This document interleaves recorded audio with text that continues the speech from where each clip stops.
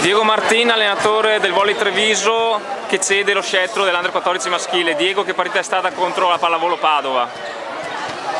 Loro hanno fatto una partita al loro livello, hanno giocato una buona gara e hanno messo in campo quello che avevano a disposizione.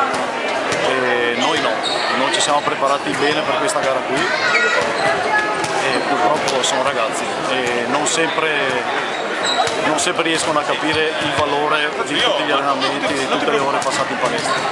Cosa ha fatto la differenza in questa finale? Ah no, loro ci hanno creduto, noi no.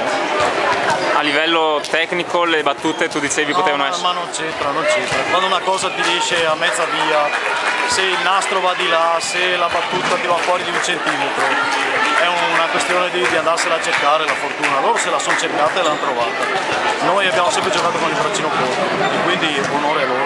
Questione di testa quindi? Assolutamente sì. Allora grazie a Diego Martin comunque.